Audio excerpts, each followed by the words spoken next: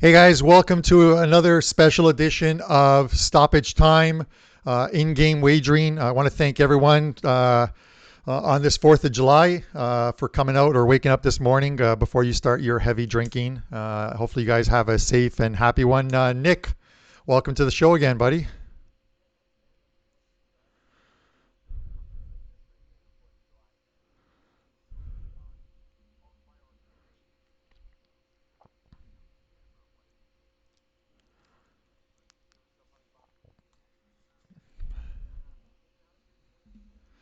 Awesome. Yes, we definitely will. I've got a patio booked, a couple tables.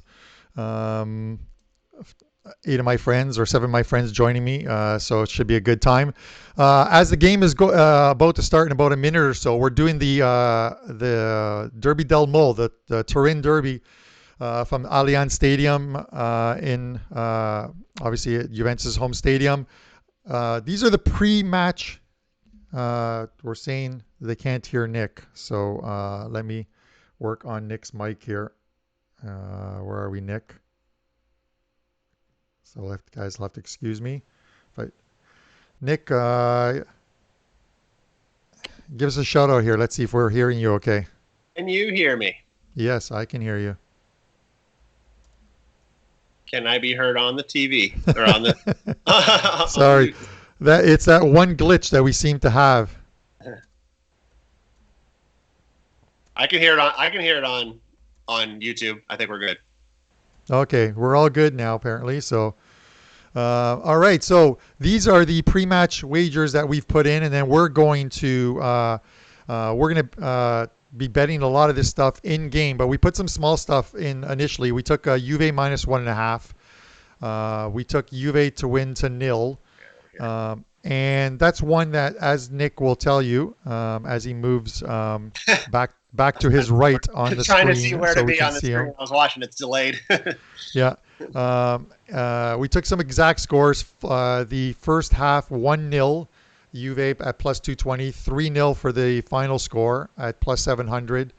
A penalty to be awarded plus 300, and there's a Torino player that I figure is going to pick up a yellow card today, Izos, and we took him at plus 137 to pick up a yellow card. So I expect Torino to throw everything at Juve today. So we'll see how this goes. Nick, I'm going to throw it to you. Yeah, I mean, historically, Torino plays Juve pretty tough. So we both like Juve. They're obviously the team in much better form right now, 3 straight. Just conceding 1 goal so far since the restart, and it's hard not to be on them in this game. But Torino does get up for this game no matter their form, and they do play Juve very tough, as you can see by the historical head-to-head recently, especially.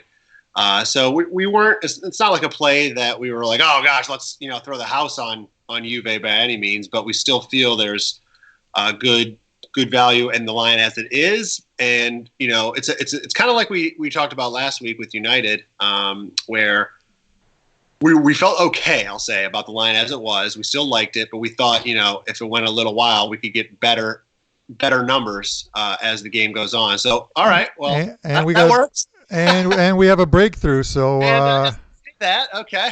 Dybala gets it through. So you guys who are watching, just to let you know, we're watching this in real time That's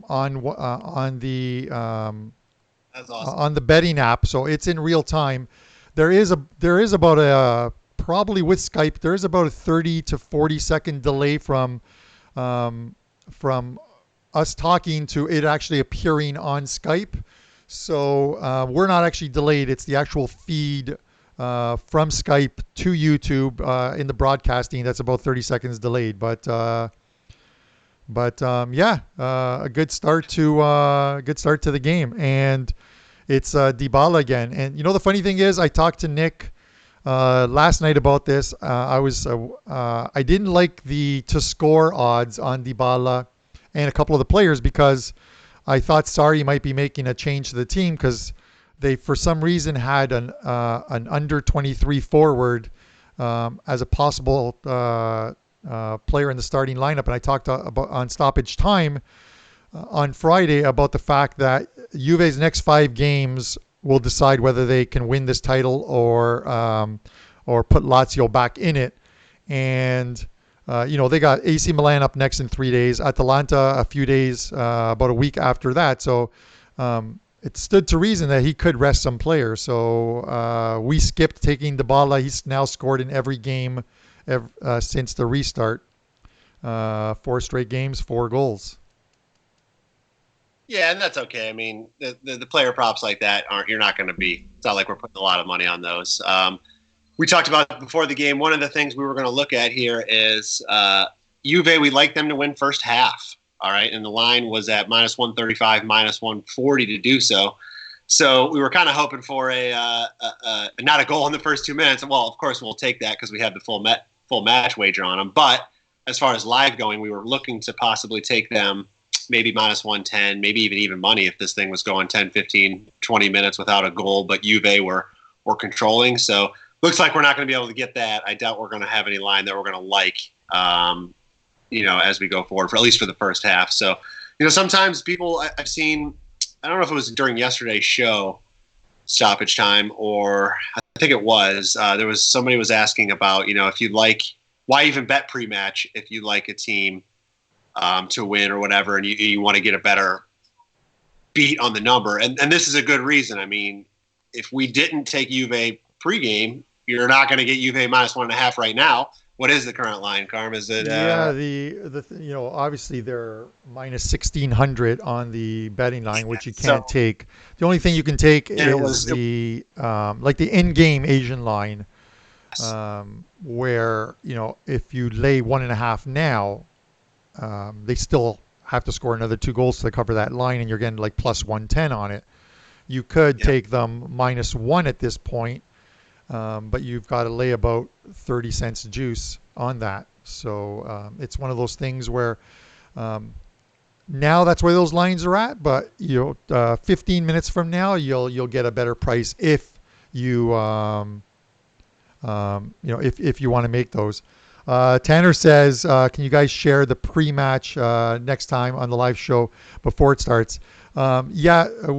We're trying to set this up. It's a couple of issues from my end, but we're going to make a habit of 30 minutes before the show starts to tweet them out on Twitter. And then last week, we started about 5 minutes before the Man United game, and I put them in the chat so you guys can at least get them 5-10 minutes beforehand. And we can't put them up any more than an hour before, and that's only because, as Nick will tell you, we were waiting for the lineups to come out. A lot of what we were going to do depended on the lineup. If Juve went with, let's say, Higuain and that under 21 player, the under 23 junior, we likely would have looked at the under. I wouldn't have taken the over, that's for sure. So it's one of those things that we'll try and get them out. This is a work in progress, but Tanner definitely will get them out at least a half hour in advance. Yeah, going back to the pregame bet of Juve and, trying to wait for him to get in game is, as you mentioned, now it's at minus 1.5 from where we are now. So they would need to win by 3 to cover that bet. Once you're up bigger numbers like that, I guess you can argue that, sure, it's only been a few minutes. They can still win by 2 more goals from this point on the rest of the game. But, we see it a lot of the times at the end of games. If you're up by 2, sit back and win the game and don't worry about it. And why press for that other goal? So trying to take them in game at the line that's out there now might not make a lot of sense. And I think if you like a match, if you like a bet pre-match, you got to take it. You might not want to put, a big amount on it, or maybe half of your normal wager, a third of your normal wager, something like that. If you're not in love with the line, but you like the side and you were trying to get a better line, at least that way you got something on them pregame. And if they score early and it's going, your way very early, then at least you still got down on something and you're not going to completely miss out. So we got it in on them. It'll be hard pressed to see what happens as this first 20 minutes go on, to see if there's opportunity to put more on them, or maybe Torino starts to put some pressure on them, and we may look to get something on Torino going, next goal scorer, anything like that to possibly hedge out a little bit. I'll say, or just try to get some more money, get greedy. Yeah, and from a fan point of view, obviously, I want to see Juve go on to win this game.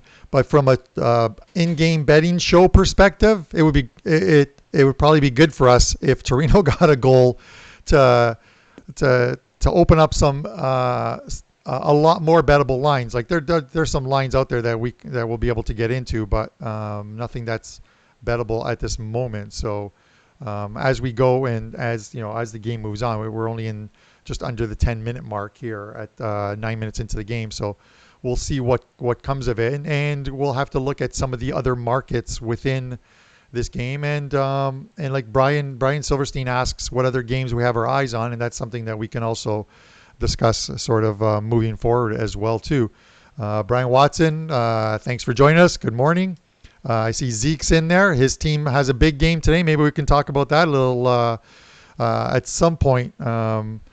Lazio facing AC Milan, and that's a big game. And Nick, when you looked at that betting line, it just seemed a little weird to me. I would have thought Lazio would be minus money, at least minus 130, minus 140, and I see them at plus 130 at last look. So I'm not really sure what's going on there as far as that line goes.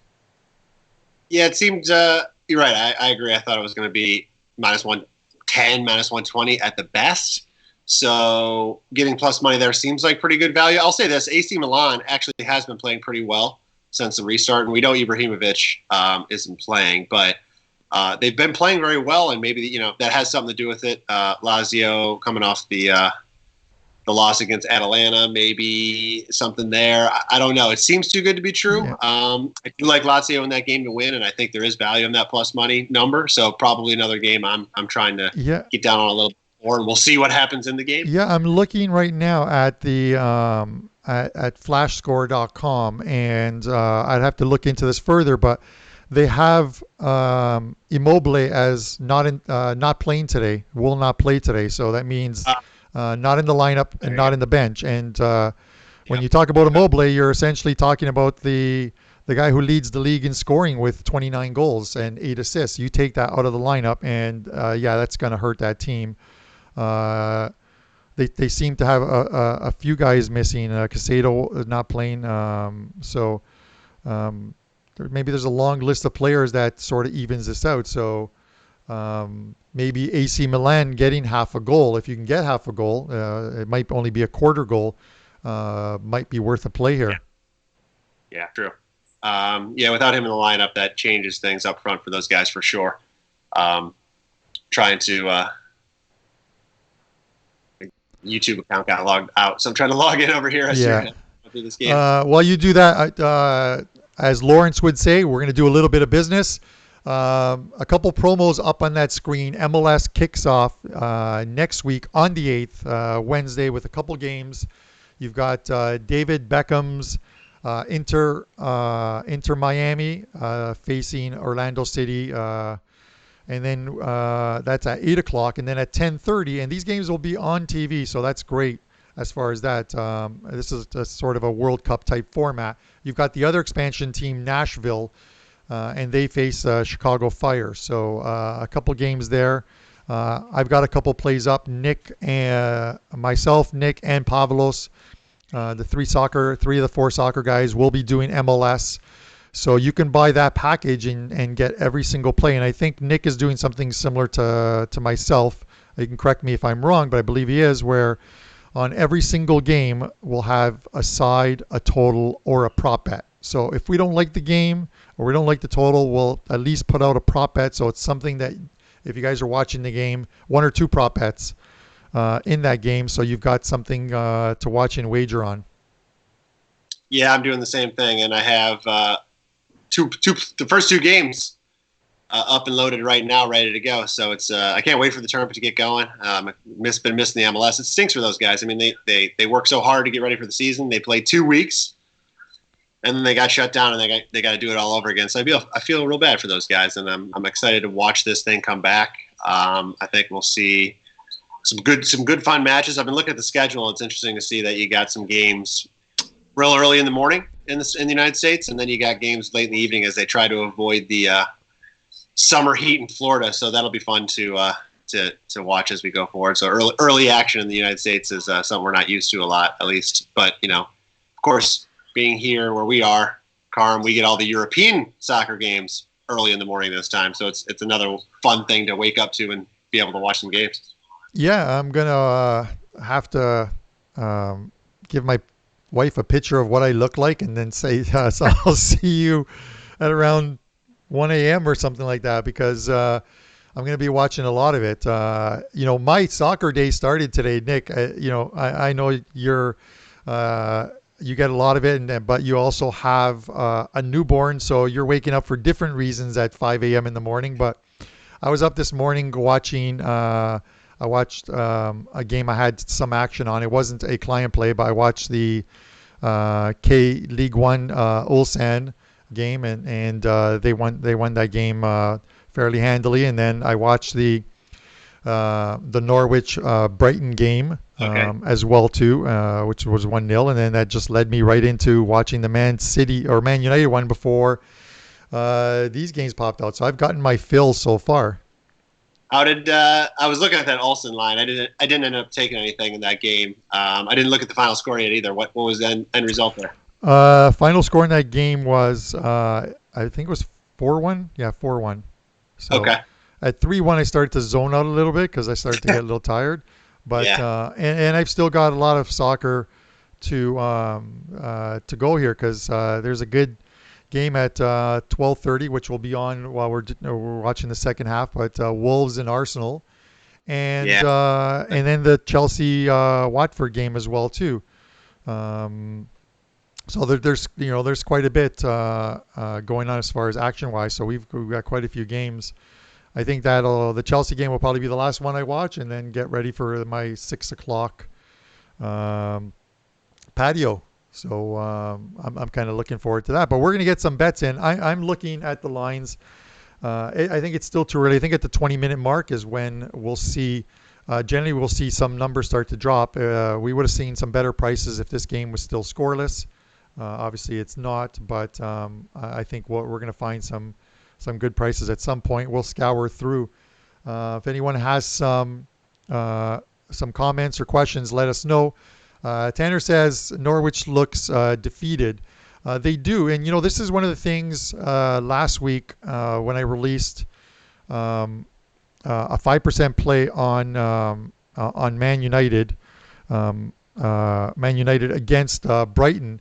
One of the main reasons was I figured Brighton would change up their lineup, looking forward to today's game and the 3 points, as opposed to trying to get the 3 points or any points from United. They're in a spot where they're trying to avoid relegation. Norwich is heading down to the championship league next year. They're going to get relegated. But if you had to pick one of the two games to field your best lineup, it had to be today, and that's what they did. And I knew we had a decided advantage last week. There's a similar dynamic happening later today, guys, in that Chelsea-Watford game. It's essentially the same thing with Watford.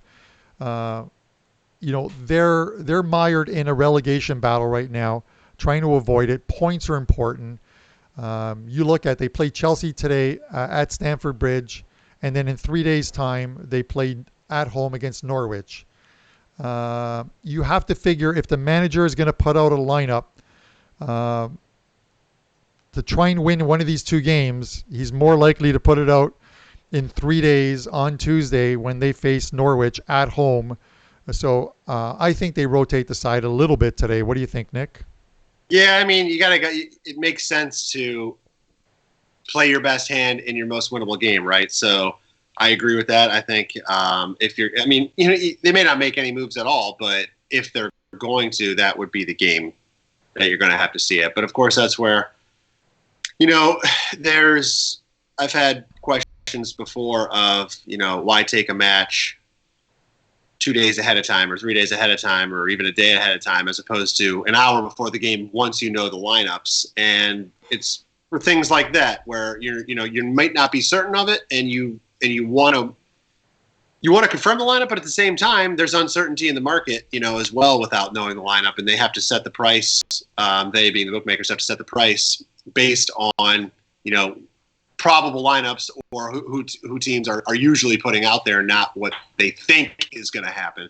So a lot of the times, you have to look at these lineups and we can make our best guess anticipation of what we think is going to happen. But at the same time, it's hard to really do that and look at the number that is currently out there and try to justify, okay, well, if they don't do this, put this player or this player, and will that affect the line? Will that move the line? We talked about Immobile for Lazio coming, today. That player would probably affect the price. Now you got other guys in the lineup that might not. So it always depends, and it's a great point that I always try to make is if you like a game a couple days ahead of time, sometimes it works in your favor. Sometimes it works against you if there's late subs or not subs, but late scratches from lineups, and you lose a big player and you're on that side and the line drops and you missed out. Well, it's a chance, in game, and that's why we're doing these shows to maybe change your mind. But it could also work for you where the other team could have players missed out or something along those lines. So, all we can do is best guess and wait and see. But that would, to answer your question, yes, it would make more sense to in a 3 days time to rotate the squad a little bit. Yeah, and we discussed this a lot of times on Stoppage Time and I do this similar to sometimes in NHL when I do the NHL show of the look ahead.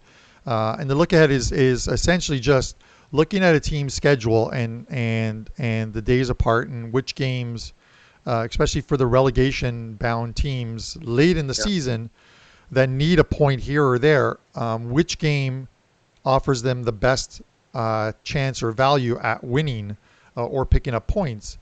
And those are the ones you sort of have to key in on. So you have to look at what possible lineups they may have.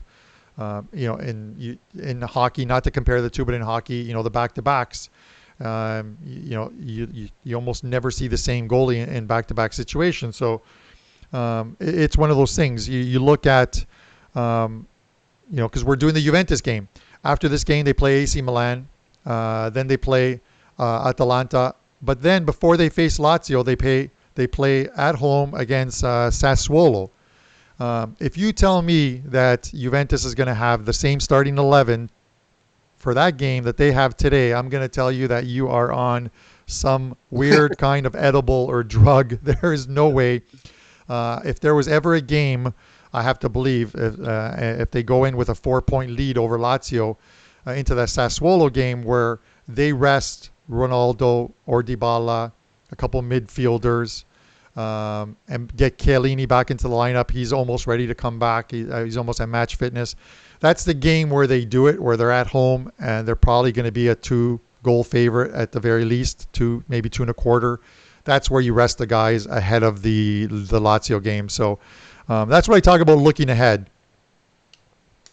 Yeah, that happened to us in the United game, right? So, we saw the lineups before the game went out, but United last week against Norwich and that FA Cup match, they rested a lot of players. It's not like just because you're resting them doesn't mean you're not trying to win the game, right? So your other guys can certainly be plenty good enough to go in and win the game for you, and then you don't have to bring them on, but they're still on your bench. You try to bring them in if you need to, if maybe you're still tied or even trailing. In the second half sometime, you bring those guys in. We saw that for United. They weren't able to get the job done in regular time. They ended up doing it in extra time, but you'll see that often. So just because they're not putting them in the starting lineup doesn't mean that you might not see them at some point, depending on the situation of the match. Yeah, no, a couple things as I'm looking, kind of scrolling through, because I got a couple screens going, and then I've also got a tablet in front of me where I'm looking at the in-game odds. I meant to mention this a little earlier, and now it's gone up like 10 cents. The under 3.5 in this game was at minus 135, and then it went to minus 140 quickly. I was going to recommend, because this game has now fallen into that pace that I think Nick and I both expected, where, Torino basically, they're almost like man-marking Juve, and it's just a tighter game, what we expected. That first goal kind of, changed things up as far as the total goes, but under 3.5 now is a little too high now at minus 175. I probably don't want to lay that much vig, but we'll keep looking at things. The first half total is 1.5, and the under is still minus 110. So if they, I would prefer a 1-0 scoreline at halftime because Nick, that's one of the props Nick sent to me that he did like the 1-0, and I agreed with him. So we've got that 1-0 at halftime. So we'll see if we can keep that one going. Yeah, and because we have that, it doesn't make sense for us to, look at the first half under 1.5 and try to take it, because basically you're essentially just doubling up on that bet. So if for some reason we didn't like that, that's a line we could look at, and especially if it gets to plus money a little bit later into this half, we could look at the plus price at over 1.5 goals for the first half, and at that point, you're kind of hedging a little bit on your correct score of 1-0, so we can see how that goes. I mean, we're talking small amounts of money, and we may very well not do that, but it's another option. You always have options when you're talking about these in-game markets. Yeah, and that's actually an excellent point, because you have to figure that when it hits the 35th minute, if it's still 1-0. You're gonna get probably about plus 110, plus 115. What you actually could do is, if you wanted to, is you could hedge out your investment, and then you're essentially free rolling even money. I think because we got we got plus 220 on that bet, so we're essentially free rolling a 6-5 odds on the game finishing 1-0 at halftime. So it's a very good point, Nick. There. Yeah, those are the opportunities when you have pregame stuff, especially if you're talking plus money. It's a lot easier. Sometimes when you're laying some higher numbers, it's tougher. But you got to always kind of look at that, and you got to. I mean, there's nothing wrong with sticking your gut and keeping your first bet either. We're not saying you always have to hedge out, but sometimes, I don't know, whether it's the play on the field that dictates your change of mind, or that we always say sometimes you just have that gut feeling, right? So it's okay to hedge out and take your guaranteed money. Yeah, I've been doing this for as long as I can remember. Mainly on the exchanges, where we used to have Betfair here in Canada, and and we were able to use NetTeller. Canadians cannot use NetTeller anymore, unfortunately.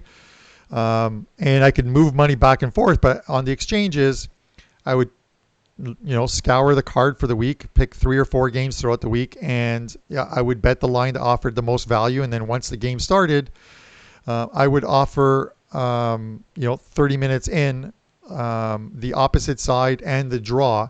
But I would essentially, it's called greenboarding, where no matter what the result is, you're showing a profit, and you essentially become the bookie on an exchange by offering the other 2 lines, and you could make money off of it. You weren't making a lot of money, but just imagine being able to get 5% on your money no matter what the result is. That's all that matters, right? So you put a lot of money into play. Betfair comes to the States. So, is Betfair in the States or no? No, I was going to say, if they ever come to the States, I may never leave the house. Yeah, you would love it, and especially for the other talent that you have, which is golf. For those who don't know, Nick does golf at WagerTalk, and I'm not sure how I did not get in on this, but he had a player to be at the top of the leaderboard after the first round on Thursday at 80-1. 80-1, my friend. That is absolutely insane. Yes. Now, first round bets are, I don't want to say essentially a crapshoot. They're guys that you either have a hunch on that are going to do well for the tournament, or guys that are notorious for hot starts, right? And it's not something you're just taking one player. So let me say that too. It's something you're taking probably, like for me, for example, I took 10 guys, all the same number.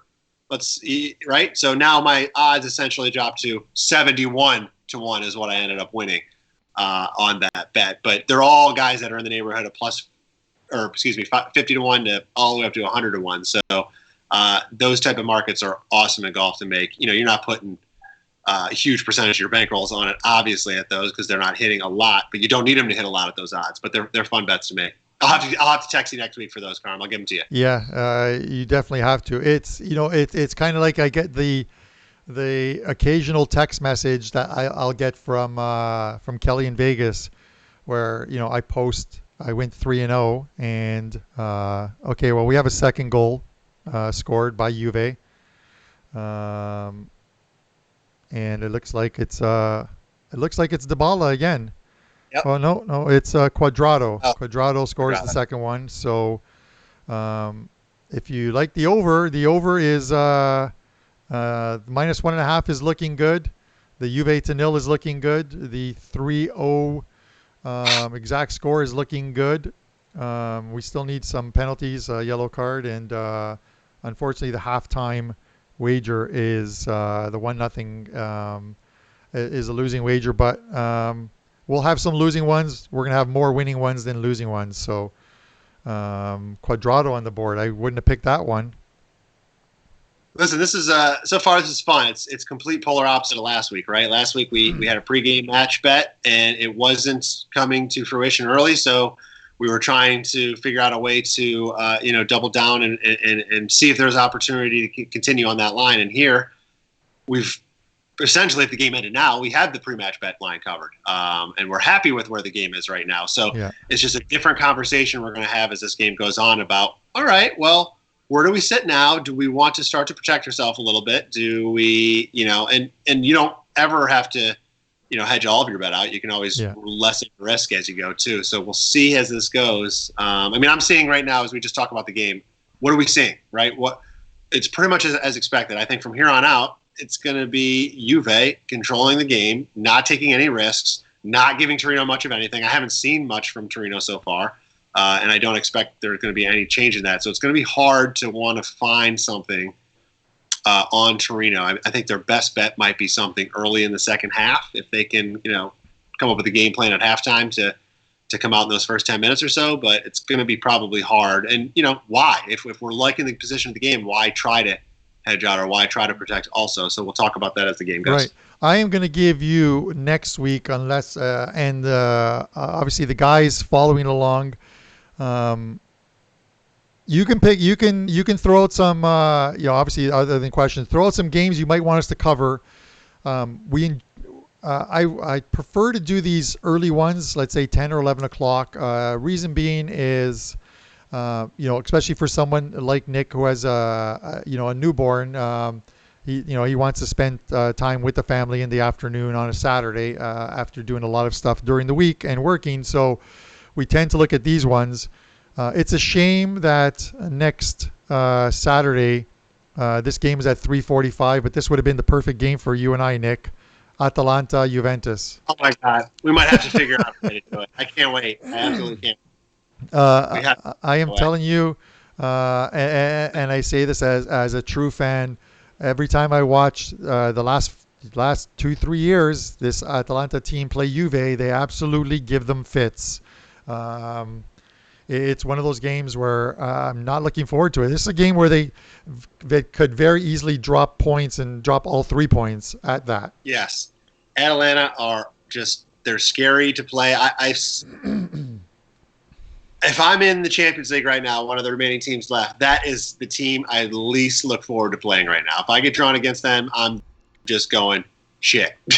That's the one team I don't think anybody wants to face right now. They look very, very, very, very good. We know they can score goals, but if you look at their expected goals numbers on defensive side, they're actually third in the league, Carm, and they're less than a goal behind Juve. So they are actually playing very, very well defensively. Their goals for that have actually been scored doesn't look like that. I think they're somewhere in the 7th in the table range. Yeah. But they're actually third in expected goals, and by just a slim, slim margin. Conversely, their expected goal number lines up with where they are with total goals for. They've actually overperformed that, and you'll see that from a lot of the best teams in the world. Usually overperform their expected goals because they have the best players that do tend to score a little bit more than the average expectancy of a goal. That's why you have those guys and why you pay them.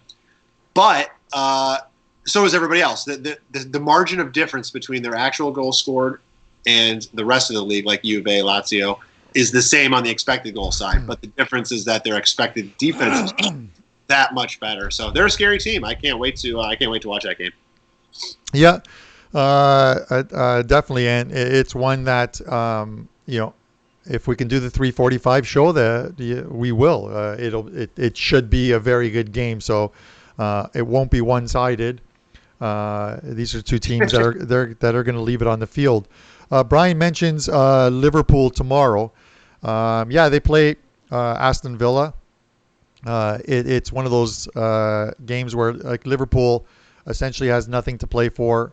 They're out of all the other competitions. They're just going to finish out the season, but they had a terrible game against Man City midweek, losing 4-0.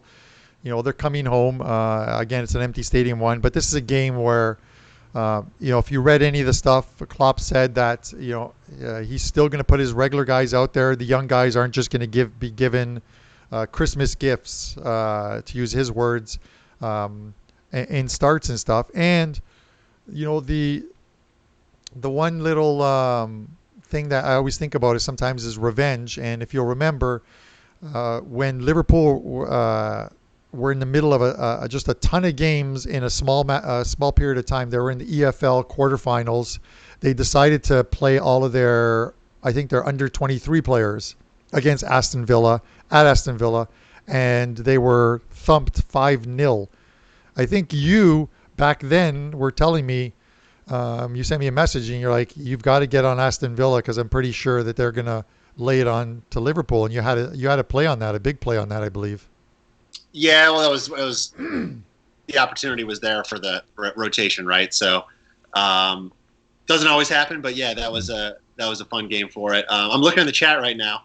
I like that the guys are asking some questions. Liverpool, you just hit on. We'll go with Tanner. He's asking, with the theory of Juve killing time, what are your thoughts on the total right now? Yeah. Go ahead. No, go ahead. I'll throw to you first. I don't think they're killing time at that point. I don't think that's the right way to look at this. I think they're just not going to take any unnecessary risks. They can still easily score. They're a team that's going to control possession, and if an opportunity presents itself, they're going to take it. So I don't yet know about the total. Killing time in the way you're probably talking about it, you might look later in the second half, but Juve's a team, we saw it against Lecce last weekend. It was 0-0 at halftime. Now Lecce got a red card, and once they got up 2-0, they basically did what you're seeing in this game. They didn't take any unnecessary chances, but of course they were up a man. There was a lot of opportunities that presented, but they're going to take them if they're there. So I don't think they're killing time at this point, and I'm not ready for the total. I don't know about if you have different feelings, Carm, but that's kind of where I'm at right now with the total. Yeah, under 3.5 is probably, especially if we don't get it, if we can see it out to halftime at 2-0, but you're going to have to take it now. You can't take it at halftime because you're not going to get as good a price as you will. But under 3.5 isn't a bad bet as long as Torino doesn't pack it in.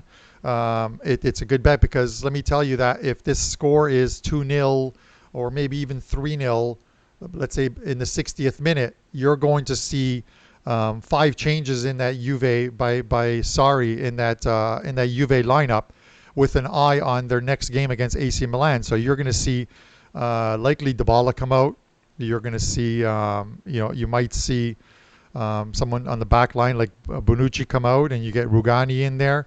You're going to see some Douglas Costa might not even come into the game. You might not even see Higuain. They might give some of the young guys who are on the bench, get a midfielder out, put Aaron Ramsey in there. So it's one of those things where you might see the starters come out, with the 5 changes that they have now, and that'll obviously affect the total. So if you're going to take it, if you're planning on taking it, you might as well take it now, and just hope you see it out for the rest of the first half because you can get plus 120 right now. You don't get another goal, 2-0, and if it's a slow start to that second half, this should stay under that total. Yeah, agree with that. IB Galaxy, Bayern Munich or Leverkusen in the cup final today. We actually talked about this yesterday on the show. We had a question in the live chat about the same thing, and all of us were on Bayern. It's very difficult to see anything but them winning. Of course, they're like minus 350 or something, which we're not going to expect anyone to go out there and land. They're minus 1.5, I think, on the Asian market. I threw out there you can combine. You can do the combo market of a result and total goals, which is Bayern and the over 2.5, and it's around minus 150. So that's kind of how I was looking to play. It's a little bit less if you like Bayern and you like the over, which it's hard to argue against either of those. It's a cheaper way to get both of them, but I don't think there's any other play but finding a way to get on Bayern today. What do you say, Carm? Yeah, no, the same thing. I can only see it, one way. Um, I think like after the restart, if you remember, Bayer Leverkusen came out with two big wins away from home.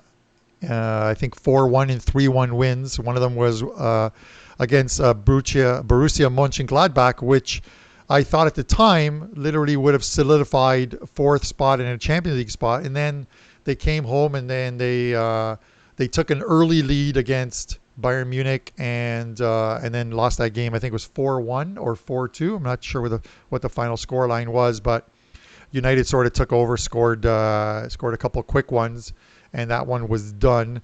And this team ended up finishing fifth and missing Champions League. So this is sort of their last kick at the can before the Europa, because I believe they're still in the Europa League against is it Celtic or no, Rangers? I think it's Rangers. So they're still against them. So we'll see, but I just don't see Bayern Munich are sort of full steam ahead, picking up trophies, and I think this is another one on their way to trying to make a deep run in Champions League. Yeah, I like Leverkusen a lot. Kai Havertz, unfortunately, he's going to be gone. The team, they were great all year. They fizzled those last couple of games. Like you said, they should have probably got in after that Gladbach win. I'm not a big fan of Gladbach. I mean, they're a good team, but I'd rather see Leverkusen in the Champions League for next season. Although I guess without Havertz there, it wouldn't have been the same squad. However, I think they deserved it. I think they played really, really well. It's cool to see them still in the Europa. So I was a little disappointed that they didn't make it, but why we play the game? I see El Rey mentioned that Leverkusen to score first has value. I don't know what that line is. And yes, they did do that the first time they play them. I mean, them to score at all, I do expect Leverkusen to get one. They usually always seem to find at least a way to get one on Bayern. I don't know what those numbers are. It's probably not cheap. I'm sure it's still a decently high price because I doubt the books are really thinking they're going to get blanked. But I don't know what those lines are, El Rey, to be able to offer any opinion on that. Yeah, and I had to go back and look just now. That scoreline was 4-2 last time out, but Leverkusen, they split their two games this season. Leverkusen won at Munich and also scored first in that game as well too. So in both contests this year or fixtures this year, they've scored the first goal in both of them. So if you're going to take that, you should look at it strictly as a prop type wager. As far as that goes, I see that Leicester City won 3-0. I couldn't figure that game out, so I stayed away from that game. I'm not sure if you had a play on that or not. I didn't either. Yeah, I passed on that one. All right. I can see it. I made an argument every which way. So when you do that, it's best to lay off. Yeah, it's one of those things. I find myself more and more changing what I used to do in the past. If I saw a line and I thought there's something wrong with this line, I would essentially stay away from the line. Now, with a small percentage of my bankroll, if I see a line, like let's say the Lazio AC Milan game, and I see a line, and I'm like, Lazio should really be a bigger favorite. Then you look into it and you see that there are guys missing. Instead of staying away from it, I'll go the other way and I'll take AC Milan because it likely offers some value. If Zekin's watching this, he probably is not a fan of that because he's a Lazio fan. But every team, I fade my own team. I've done it on 6 occasions this season. I've only won 2 of those. But the thing with teams like Real Madrid, Barcelona, Juventus, sometimes Inter Milan, Liverpool, Man City, is that they're overpriced. And sometimes when you see them -2, -2.25, you just have to go against that because And I know, Nick, you did this with a lot of success last season. Is sometimes the price dictates you've got to go to the other side. Those big names are public teams, right? Man City, they're going to score 4 goals every game. They're going to win by 5 goals every game. You know what I mean? The books know the public's opinion on them, right? So they're going to be inflated lines. Remember, bookmakers don't set lines based on what they think the result of the game is. They set lines based on what they think the markets dictate as far as where the money's going to go on one side versus the other. So you see inflated numbers on those teams, both to the overs and to the heavy favorites or the better teams all the time. And I'm not saying you never take them, because there's still plenty of times where you can take those teams. But my first look at any of those games is always the opposite side. I look there first. Doesn't mean I'm playing it. Doesn't mean I'm always going to go that direction. But I look there first because, generally speaking, the value lies there from just a pure numbers game. But it's also very difficult to take +2 or +2.5 against Bayern at home with Augsburg. So it's scary at times. But honestly, if you're in the game for the long haul and you're not looking for a quick hitter, there is value in taking those continuously over time, because they are overinflated, and they do often end up not quite covering that full number, and might miss out on that +2.5 number. You might cover by that half a goal. So if you're a long-term bettor and you're okay for variance over time, and you don't, I said this to Pablo, so you have the cojones, right, to bet against a good team, you can make money over time, but you gotta look at the long haul there, because there are plenty of games where Man City will come out and win 5-0, and you're like, that was the stupidest bet I ever made trying to go against them. But don't give up on it. No, yeah, it's maybe not that the phrase isn't rhyme or reason or whatever, but you sort of have to stick to it. You can't let if we changed our method of handicapping or betting because we've lost 2 or 3 in a row, then speaking personally, I would have changed mine like 100 times, because as good as the streaks are, they go the other way sometimes against you. So it's one of those things where, as long as you're winning long term, stick with what works, and you're not always going to win those.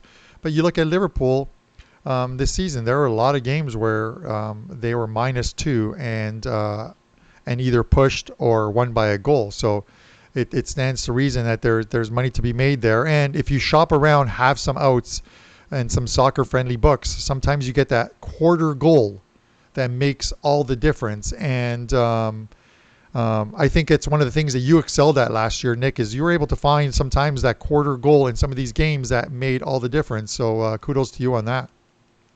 Yeah, I was taking a lot of those 2.25 lines, because it just it was too much. Again, just from running different scenarios and numbers and just all the expected goal totals that you could see out there, there was always that value taking that extra quarter of a goal. And again, long term, those things can pay off for you. So it's just got to be patient with it. You got to trust it, and you got to sometimes not watch the game, because it's hard to watch one team just dominating the game. Like, even in those games where you might cover on the underdog, it doesn't mean that they really necessarily played well. Maybe they still played like crap, and maybe Liverpool was dominating the whole game and they took all the chances in the game. They just didn't convert. So it's hard to watch that game and go, oh, God, I'm on the right side here. I'm on the right side here. I'm on the right side here. But at the end of the day, hopefully. Yeah, you open up an app like, let's say, Flash Score, and you click on an individual game, and you click on the stats, and you see all the red lines are one-sided.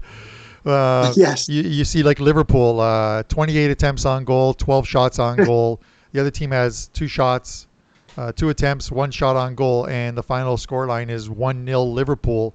And you had the other team +2, and you're like, wow, I kind of got lucky here, but it's what it is, right? Yep, that's exactly right. And again, when you're watching those games, it's kind of like, those are the games where live betting can hurt you in a way, because you're like, oh, God, I got to get out of this bet. I got to get out of this bet. But sometimes sticking to your gut in that type of situation plays out for you. As we were about to go into halftime here, I guess, I feel like we haven't done anything so far in game. We like our position originally. But to me, I want to see this line, the second half line on Juve. I have a feeling, just by what I'm seeing, that I just can't see anything going for Torino. Carm, you can Yeah, give your opinion. I think we have a VAR review here coming up. Yeah, I did just see. The odds have disappeared, and Maresca, the referee, is heading to the monitor. So, See what happened. and Did hit someone's arm. so It looked like. so it's But anyway, I was going to say, we'll see what the line is for Juve. I know we want to, for the followers, get something in game here. yeah. Does it hit him there? I'm not sure if it hit the lid or not. It either hit him in the elbow or It hit his leg first, and it looks like it hit his knee first, and then went up into his arm. I Right? can't tell. It almost looks like it hit him in that private area. So I'm not really sure, but it's kind of funny because we talked about penalties beforehand and stuff. So I'm not really sure. Can't really tell from that angle No. if it's a penalty or not. Well, one bet we missed out on that we liked was, you mentioned it before, was Juve halftime, full-time, which I think would have been a great bet here, obviously. Well, it is a penalty. It is, yeah. Okay. A penalty and a yellow. So we might get some bettable and it's going to be. Remember, I think we talked about just before going to air about the goal scorers, and I said I'm assuming he's taking the penalty, Belotti, but that if anyone was going to score, Belotti would take the penalties, and he's plus 260. Buffon's gonna stop him. Watch this. So we'll have to see where it is, but this likely opens the game up a little bit. So we'll let's have a look at if we can see what happens here. But at least we got some action in a bettable game. It kind of hurts the total if you've got under 3.5, but we'll see what comes of this. I can't remember the last time I saw Buffon stop a penalty kick anyway, so I'm not really sure if this is where it's going to happen, and it's not. So it's 2-1 going to halftime. So we now have a game going, and we're going to see some bettable lines in the second half. So at least that gives us something. Yeah, I think again everything on the play on the field is dictated by Juve. So I want to see what the lines are, but I think we got to look for Juve second half here as the play out. Of course, if there's no value, there is no value. But I don't know if I'm happy or not. It's one of those. Yeah. Yeah. If you like, I mean, honestly, I'm probably not. There's no reason to get a lot more onto the game once you have your pre-match bet, in hand, and you're really liking the position you're at, which we were at 2-0 going into halftime. But now it's like, okay, well, we're only up by a goal. We still like to play on the field. Now there might be an opportunity to go ahead and get it. I probably wouldn't have done much in the second half or recommended doing anything because why? I mean, that first bet was probably going to be a winner. You never know, but why get out of it or put more on it in the event you don't see or something goes against you and now you lose double your money. So, all right, let's see what these lines are when they come out here in a couple minutes. I'm excited to see. Someone asked us trainer. Looks like train work or train somebody is asking us about the insight on the Sassuolo Lecce game. Lecce just aren't playing very well right now. Problem is you've got to lay a goal here, and it's a lot of juice to lay. If anything, I would probably look, if you could get the total at 3, I'd probably look at taking over 3. You might have to lay some juice, or it might have actually moved up to 3.25 at this point. But yeah, it looks like it's moved up to 3.25. But this is a game where actually now. Where's it at now? I'm seeing it 3.5 actually. Oh, so it's gone up to even 3.5. So it was 3 yesterday, and that was the way to play it. I think it's kind of tough at this point. Yeah, it's one of those games where it's going to it's got to have some goals in it. Lecce just aren't playing very well right now. Sassuolo, I'm not really sure how they did it, but they beat Fiorentina 3 days ago, 3-1 at Fiorentina. It was a bit of a surprise, but their games have had quite a few goals. They've actually scored 3 goals in each of their last 3 games: a 3-3 draw at home against Verona and a 3-3 draw at Inter. So since the restart, and then before that they were well up to 4-1 by Atalanta. So every one of their games has gone over the 3.5 total. Lecce just can't beat anybody right now, and the reverse fixture did finish when they played at Lecce. Did finish 2-2. So 3.5 is probably the way to go. I would say. Lecce has the worst expected goals against average per game or total tally for the season of all the Big Five leagues. So just keep that in mind. That team is not good. Yeah, no. So if if we're looking sort of moving forward, other than that penalty, it has been a Juve dominated game. I think one of the bets I likely will take. There's two options, obviously. Juve to score the fourth goal is minus 188. If you head over to the Asian handicap line, and that is going off of the score being 2-1 right now. So essentially, the second half starting at 0-0, let's call it. Juve is a minus 0.075. So that's a split line of minus a half, minus one. I'm actually going to take that for us as one of our wagers. I failed to mention one wager that we did have, Nick. I was scrolling through our wagers, and we do have.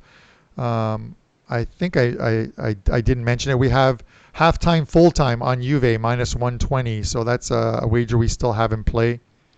And obviously the yellow card plays are still in play. The other ones are now, where are we? Aren't in play obviously at the moment with that one goal by Torino.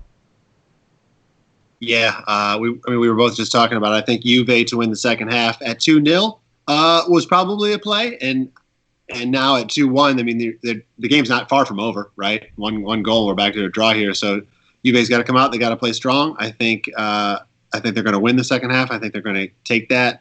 So I do like that minus 0.75 number. It would be, minus a half a goal would be great, but you got to lay some juice on it, which isn't always the best long-term move. So I like the minus half or minus 3/4 of a goal position on us for the second half for Juve. This is just a game I don't have a good read right now on this total. I really didn't from the beginning. We talked about it prior, and I'm struggling with it right now. In game, even, it's just I could see it being played out and finishing exactly where it is. I could see Juve coming out and scoring 2-3 goals also. So I don't know. It's just for me, I don't have anything here on the total, unfortunately. But I think we throw a little bit more on Juve here. I like the position we were in originally, and I think the fact that Torino got that penalty. Remember, that wasn't a goal that they scored in the normal run of play here, so it's a penalty. So I think we'll see more dominance from Juve in the second half, and I think we might cash a little bit more here on them. Yeah, that's that was I think it was Delit that picked up that yellow for the handball in the box. I'm just gonna have a look, make sure it wasn't. It was Delit, and I think that's the fourth or fifth penalty conceded by Delit this season.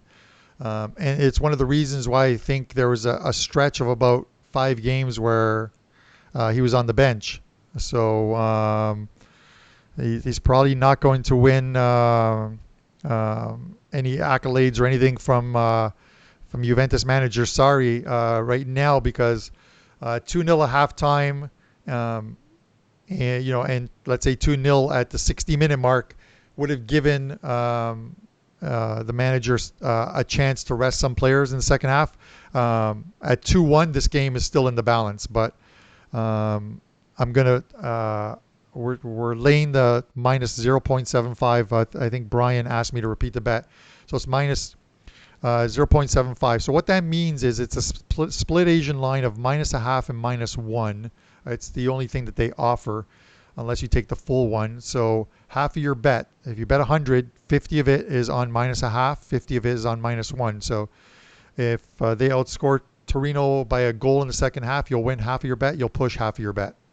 If they outscore them by 2, you win the full bet. If they don't outscore them at all, then you lose the full bet. Yeah, those Asian markets are definitely the number one question I get on a consistent basis from newer bettors to soccer, and it's one I remember everybody has when you first get into soccer. It's like, what the hell is minus 1/4 of a goal? Yes. But it really is quite simple once you understand it's 2 bets. Yeah, and it's one of the things that we get asked a lot, and I think our customer service team, which is fantastic, the Missy and Melissa do for us all the time, is people who are new to soccer and betting soccer will ask, I don't understand what a quarter of a goal is. They're telling me to take plus a quarter goal. And that's what it is. And speaking of plus a quarter goal, because Oceanic Salamanca asks about the game, and yeah, we talked about earlier that Immobile, we know Immobile is out. Any relation to Hector Salamanca from Breaking Bad? I'm gonna guess probably not. But AC Milan is getting a quarter goal. I am gonna take that bet and the plus a quarter goal in this game. As Nick said earlier, they're playing very well right now. So this is a game where, with some of the players missing for this Lazio side, that they could drop points. You know, they had a tough game last time out against this same Torino squad where they fell behind 1-0 and then pulled it back fairly quickly and won the game 2-1. But that game was still in the balance throughout. So Immobile is out. Casado is out. A few other guys, I'm not sure if they're part of the starting 11 or are out, but plus a quarter goal might offer some value here. If the game finishes in a draw, you'll win half of your wager taking plus a quarter goal. Robert asked about the corners. 8 at the half, live option for over 13.5 for the game. Any thoughts on that one, Carm? Yeah, the original corners when I looked at this were 12.5. Bet365 also offers something called multi-corners. You can't get it now, but you can. It's a pre-game market. But what the multi-corners is it's one of those real weird prop bets. But you take the amount of corners in the first half and multiply them by the amount of corners in the second half, and they list a number, and it's usually about. For this game, I think it was 32.5 was the multi-corners. So you would need, what would you need here? About 5 corners in the second half for that multi-corner to hit, because 4 would end up at 32. Correct? Yeah, 32. So the under would hit. So they had the multi-corners at 32.5. So 5 corners would give you 13. What did he say it was at right now? 13 or 13.5? 13.5. So you're looking at 6 corners in the second half, and the surprising thing is that 6 of the 8 corners so far are from Torino. So it might be worth a wager. I'm gonna sort of look to see where that is as far as corners goes. I mean, you got 2 arguments there. You got if the game is where it is now, or maybe Juve's leading 3-1 later, they're probably, as you get in those last 10, 15 minutes, probably going to go back to that situation of, all right, the pushing is going to stop. But the pushing will never stop on the Torino side, right? So, but it's going to be hard to break down Juve if they go into defensive mode. So it's a tough one, to be honest. I mean, the flow of the game in the first half would dictate it, but the situation may not later into the second half. So I would say Robert S. Personally, I wouldn't play that, only because I think there's too many ifs. There's not a certainty for the full 45 that you're going to get a full effort on both sides. So I would pass on that one. One other wager that I've just put in without consulting Nick, but this is just for the fact that I know the Torino goal was scored on a penalty, but with this game at 2-1. I have to believe that we're going to see some more goals in this game. We're betting above what the original number was of 3, and I can't bet over 3.5 at plus 400. That just does not make sense to even touch that line. So the over 4.5 is split at minus 110 either way. So I've added an over 4.5 here to hopefully see this out with a couple more goals. I think a couple guys actually said in chat 4-1 final. I'm perfectly happy with the 4-1 final. This game is part of my client card that went out to my WagerTalk guys. The first one is over on that card. It was Man United. Um, Nick will probably tell you. I Earlier in the week, I thought about coming right back with Man United as a 5% play today, but only if I could get 1.5. And I knew that wasn't going to happen, that it would go to 175 or 1.75 or -2. And it's unfair to guys to buy a pick that says take Man United at -1.5, and then you log into your book and it's -2. So I put them out as a play at -1.75, which they were on Friday, and 5-2 they covered. I've got Juve -1.5 as my second play, so hopefully they can get us a win. And then my third play of the game is in the German Cup final. So hopefully I gave you my thoughts on that earlier. Hopefully we can get a win there as well. Yeah, I'm also on this game for my client plays Juve -1.5. So hopefully we cash this not only for the listeners but for the clients that weren't tuning in. And I also have a play on that Bayern game as well. So we're both on similars today. And then tomorrow I do have a 5% up going tomorrow. So feel really good about one side. I think we got a big winner coming tomorrow. So hopefully that one comes to fruition. I did not know that. I would have put that up on the screen. So if obviously you guys know where to find us at WagerTalk, head over there. Head over to Nick's Capper page and you can pick up his 5% play, and it's only $12. These are plays that are usually $40, but during this time where it's only really only soccer going on, unless you love Russian ping pong and golf, of course. We've lowered the prices across the board on all the plays, so you guys can still get some action, find it affordable, and not everyone follows soccer, so it's a good introduction at a low price, and you follow it along, which is why the MLS package that we have up there for $129 for every single play, that's 54 games. So essentially you're going to get a play on all 54 games. Whether it's a side, a total, or a prop bet. And in some games, it might be a combination of both along with prop bets. So 54 minimum. That's less than what are we talking about? My math is not good today. That's less than like $2.40 a game, I believe. So that's not too bad. No, that's good. That's good price for sure. Are you? What do you got going on? We talked. I was thinking about. I'll throw this out there for the listeners. We talked about this game as our consensus pick yesterday. I'm thinking about putting it out for the clients today about that Granada match. I'm still looking at some more things, but I don't know. I think they're going to go out there and I think they're going to beat Valencia's. Just got nothing going on. You have any change of opinion on that game? I'm really looking to add that one in there. And for anybody watching this, I figured I'd throw it out there free for you guys. But we all liked Granada in yesterday's show, and I'm ready to pull the trigger on them. Might be a game. Maybe I wait a little bit. Maybe that's a perfect in-game one for me because I'm just a little hesitant. I'm not really sure why, but I like Granada here coming later today too. Any thoughts, Carm? Yeah, well, they were a money maker at home, definitely for most of the season. Their restart wasn't the greatest, obviously. They did win their first game coming from behind very late against Getafe at home to win 2-1, but then a 2-2 draw. They lost at home to Villarreal, a scoreless draw against Leganés. Like, these are games where normally they would pick up points, if not the full points. They lost again to Eibar. So in 3 games at home since the restart, they'd lost 2 of the 3, and the one that they did win was one where they came from behind very late.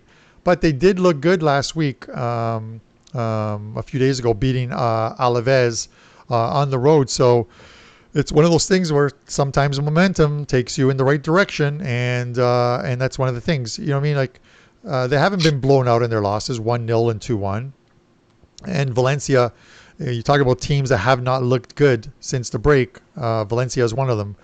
You look at their games, 1-1 draw at home to Levante. Then they lost 3-0 to Madrid. They beat Osasuna, who they should have beaten anyways, at home 2-0. But then, they've failed to find the board in their last three. 1-0 loss to Eibar, 2-0 loss to Villarreal, and a 2-0 loss to Atletico Bilbao. So it's one of those games where you're getting a very good plus money on Granada. So why not take a shot on them? Yeah, I agree with that. So that's where I'm leaning. It's very easy to take them on the two-way line, right? And not worry about a push is the safe way. But I'm like, that plus money is attracting. I might do a little bit of a split wager there and do a little bit on both. El Rey's asking about Chelsea, which I know we both like.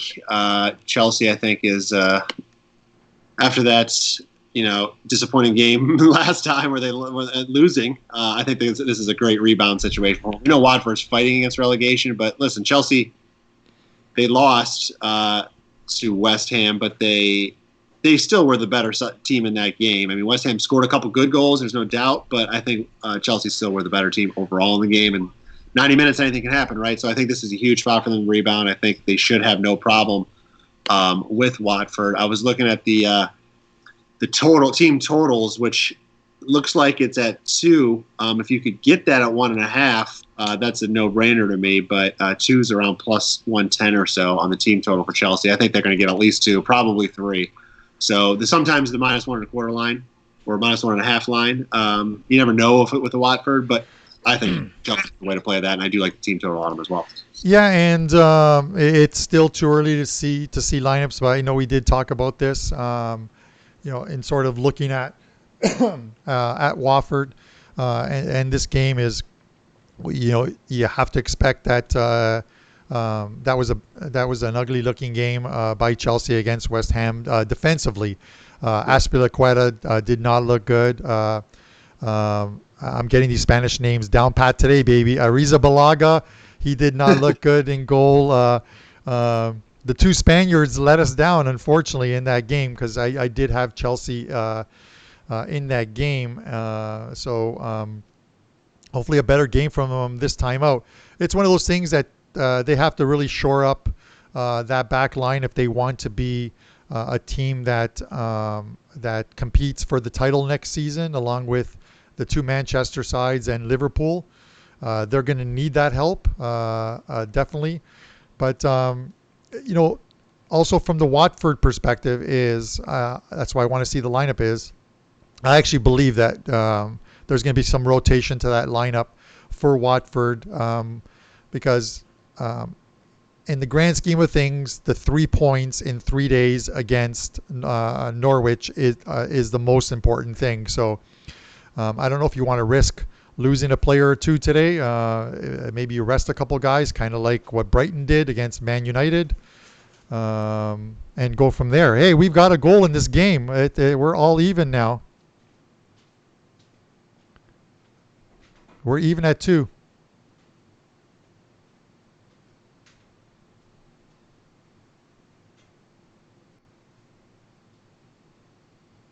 Waiting for some sort of signal here. They're looking at something. Maybe an offside on the play. I'm not. Let's have a look here. He's offside. Yeah, that's offside. Yeah, he's offside. All right, thank God. Okay. LOL, the silence. 1 times force. Yeah, that's the silence that was killing me too. I was like, oh God, what's happening? That's offside. That's no goal. The silence, yes. The silence of either holding your breath and wondering if you want your over 4.5 to win, and then quickly remembering that you also have Juve minus 1.5 and minus 0.75 in the second half. So it's one of those things. That's I'd what rather happens with in-game first goal wagering. on this situation from Juve, right? Yes. You're right. Even though the over would be it would be good for the over, I would feel better if the first goal came from Juve. Yeah. We did miss. We mentioned that Pjanic came off just a minute ago. Yeah, I think Matuidi's come in. the French midfielder. So we'll see how that goes. But yeah, and Pjanic is on his way to Barcelona at the end of this season. So Juventus and Barcelona worked out a deal and a little bit of money swap deal. Arthur will come, the Brazilian midfielder. I think he's 21 or 20. It's a really weird dynamic there. He's in his early 20s, and then you've got Pjanic, who's in his early 30s. I'm not sure how much time that guy has left, but it's a strange deal. So we'll have to see how that works out, sort of moving forward. Barcelona likes the old guys. Yeah, they.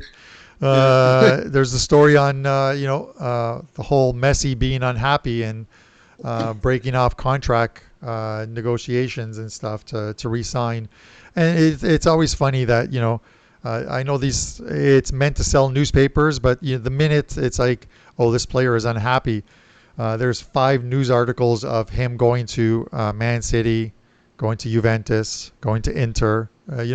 It's not happening. Going to Inter Miami to play for Beckham. I can see like a 40-year-old Messi maybe going to enjoy his golden years in Miami, but he not anytime soon. Is something going to come through here? Okay. I think our Torino's coming out pretty aggressive right now in the second half and definitely getting the better of the two sides right now with a couple chances. Yeah, I'm trying to hope they get caught real quick on a counter or something, because they're definitely coming for goal right now. I'm trying to another shot on goal. Yeah. They did expect. We did expect prior to the game for Torino to give Juve a run for their money here, and they're doing in the second half what we thought they would do early in the first. And I sort of and gave up that goal to go down 1-0. So, we'll see how this goes, and we'll keep an eye on sort of the betting markets as we move.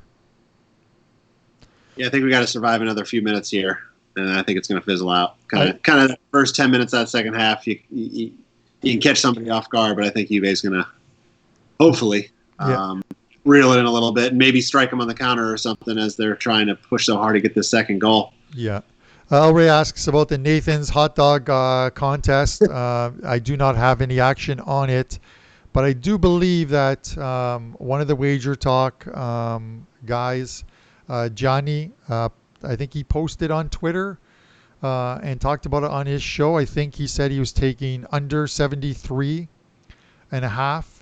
For the men, and then I'm not sure what the number is for the women, but he was taking the over. So if that's what it's come to, that we're betting on consuming hot dogs, then the over for the women and the under for the men is the way to go.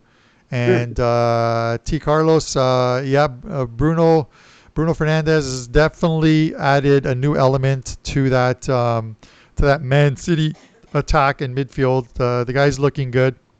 Bournemouth tried to close him in today and give him very little room to move around, but he found the space and stuff. I like this move being made by Juve. Before I throw it to you, Nick, they're bringing in Douglas Costa. He has been lethal coming off the bench for this Juve team, and I think Sarri understands now that the way Torino's come out. He needs to inject a little life into that attack. So I do like this move. Yeah, I agree with that. A little space coming up right now, seeing if they're going to take advantage of it. Anytime you got Ronaldo in the box, that's good effort. It's scary, right, when they're on that counter. But yeah, I agree with that. Costa is aggressive player. He's a good player. Some life into these guys. Torino was pushing pretty hard here, so it was good for Sarri to make some changes. And it's worth noting that now that's 2 changes he's already made this half, so he's only got 1 more, whether he chooses to use just 1 more player or he could use up to 3 more players, right? So we'll see how that plays out. Yeah, that's correct. Exactly. You're allowed 5 players, but only 3 changes. So if your first 2 are single changes, your next change, if you want to bring someone on, has to be 3 players. And It's a weird dynamic because if you have a player who goes down or needs to come off due to an injury, you can't just substitute a guy in for him. You've literally got to throw a couple other guys out there with him in order to get that player replaced. So it's something we'll look at. Should Juve do what we need them to do and score another goal to go up 3-1? What is the number right now on a fourth goal coming from Torino? Plus 300 right now. Really? Fourth goal, U of A minus 125. No fourth goal, plus 250. And Torino plus 300. And and this is considering that fourth goal at halftime was minus 188. So in a matter of 12 minutes, we've seen that drop. We see a yellow card here. I'm not sure. What was? So I wonder what it was for Torino at halftime, because right now they're the aggressor coming out, and I'm wondering if I'd like to announce that Izzo has picked up a yellow card. Nice. For Torino, so we cashed the Izzo yellow card at plus 137, so that's a winner. So let's put a check mark on that one. You always like those yellow card winners. We'll get these ones out for you guys a half hour before the show next time. I know we were kind of quick with this one, but it's good to cash a wager there. And if you guys don't know, any of the money that we win with these wagers, all the profits for the first month of doing this, or the first 4 weekends of doing this, we're sending to Vegas for an animal rescue shelter to Minty and Kelly, and they will get it to the right people. So all of the profits will be sent to them, and then and then the next round of wagering profits is going to go to the wonderful crew in Detroit to make sure that we get them something, whether it's food, whether it's alcohol, whether it's anything, to keep them happy, because they do a fantastic job keeping this boat running for us.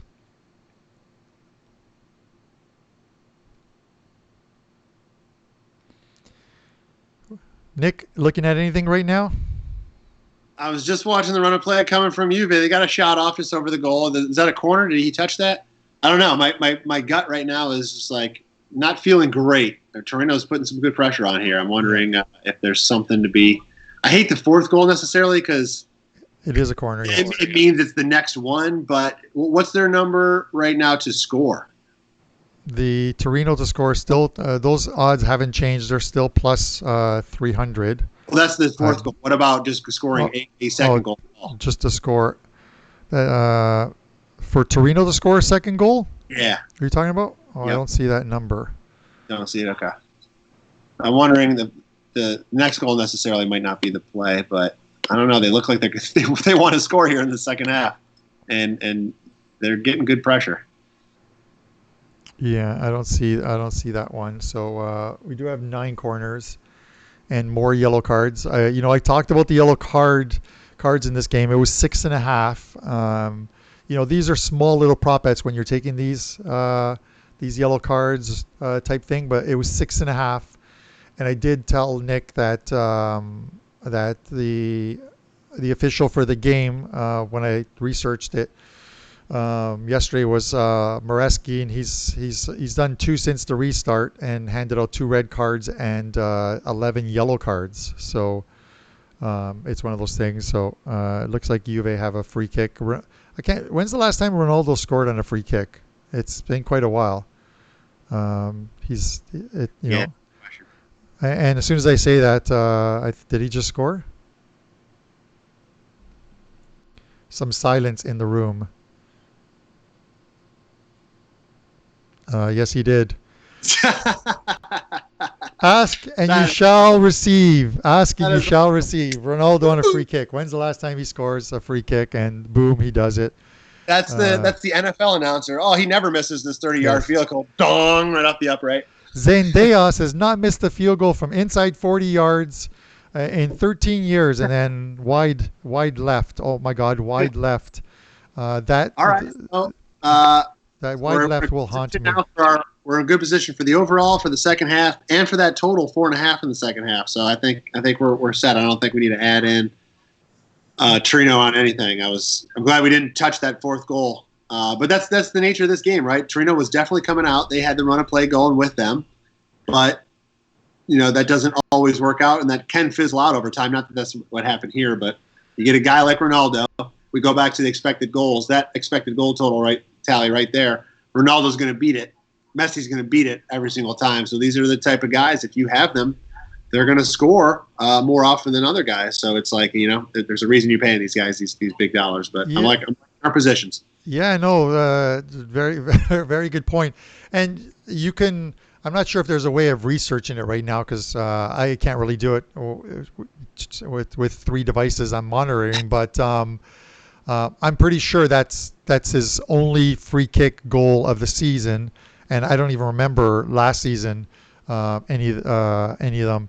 It's one of those ones where Pjanic has been their go-to free kick guy and has been lethal with them, especially from the left corner of the box from there. But I think that was one of those straight-on ones where a guy like Ronaldo has scored many in the past, and a guy like Messi is absolutely lethal with those free kicks, man. I just enjoy watching both of those guys play. They're in the argument of who's better, they're both the best. They're both GOATs in my eyes. Yes, yeah. I saw some ESPN FC posted something yesterday. Like, it's just one of those teaser things everybody always throws out there once in a while. It's like, agents would love to have a Messi-Ronaldo pairing, and they showed a picture of the two of them like in Juve jerseys, and it was like, obviously there was probably not a lot to that, but it was enough to get a lot of attention. And of course I clicked on it. Yeah, it's funny because in our family, first from my side, my dad who passed away back in 2006, and I had the great pleasure of taking my dad in 2006 to watch in Toronto. They call it like Little Italy and stuff, but to every single game of that World Cup. So he got to see his team, the Azzurri, win the World Cup in 2006, and then he passed away in September. But he was a Roma fan. My oldest brother is a Fiorentina fan. I'm third of 4 boys. The second oldest is a Inter fan. The youngest one really is not a soccer fan. He's more of a football guy and stuff like that, Cleveland Browns fan. But you look at my in-laws, my mother-in-law, my father-in-law, my brother-in-law, all Barcelona fans. My wife, a David Beckham fan. It didn't matter where Beckham was. She was a fan of wherever he was. So I guess she's now, other than a TFC fan, she's an Inter Miami fan. But thankfully she's come over to the good side. She's wearing a Buffon jersey today in honor of Buffon setting the record for 648 games played in Serie A, the most games played, surpassing Paolo Maldini, the AC Milan and the Azzurri legend. So he's probably got a few more games. He's re-signed for another year. I'm not sure how this guy found the fountain of youth, but he seems to have it. He's not a starter. He's a backup, but he's in there today to set this record, which he has. That's close in there from Torino. How many? Did we just see back-to-back corners from Torino too? I hope we didn't talk Robert S out of the corner thing. And I think almost it has one already. I feel like. Yeah, we're at 11 now. 11 corners. So. 11. Okay, as always. I see Brian Silverstein and Tanner both kind of mentioned 2 things with Torino. So does Torino fold now? They've expended a lot of energy in the first 15 minutes. I would say maybe not full, but they're going to run out pretty quick because you're right. They came hard in those first 15, and if they might have another 10 in them, but then it's going to probably run out, and Juve will definitely go into prevent mode. And Torino over 1.5 is plus 190. Tanner Chapin. So we were looking for that before, but I don't know now. Now that they didn't get that first one, I'm not sure. Juve are one of the best teams out there in protecting a lead. Of course, that first goal came on a penalty, so otherwise we'd be looking at a 3-0 right now. So I'm not sure I feel great about it anymore. Yeah, we'd have that exact score line. We'd be in good shape. Good opportunity here again for Juve. A nice save by the Torino goalie. My God, they could have gone up 4-1 there. Okay.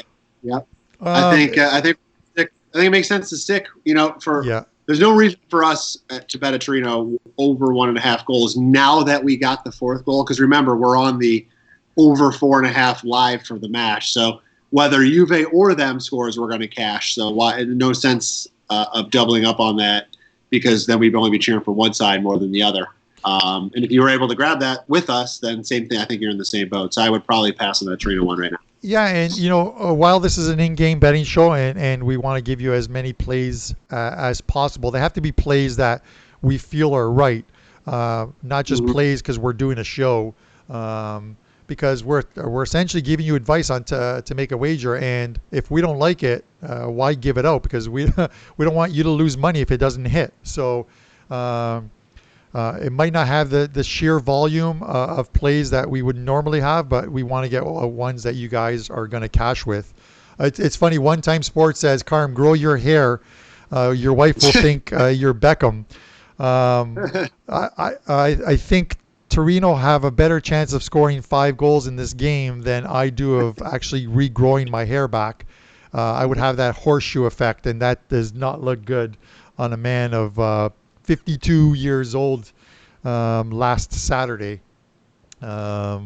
which was my birthday. But speaking of Beckham, when we got married a couple of years ago in the Bahamas at Atlantis, I sent an invitation to David and Victoria Beckham. I sent an invitation out to them.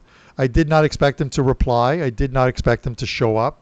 But I thought maybe in the slight chance that we could get a gift from them. We did not get a gift from them. So it's one of those amusing things that you do, that you look back on and think how foolish it was later. It's worth a try. Why not? Yeah. What do you got to lose, right? Yeah, Bahamas is a great place to vacation. Who knows? Maybe they come to Atlantis. They rent that room that connects the Royal Towers. That I believe it's some godly amount. It's like 40,000 or more to rent that room that connects the two Royal Towers together. They called it maybe someone can Google it. The suite that connects the two towers. I think it was like the Oprah.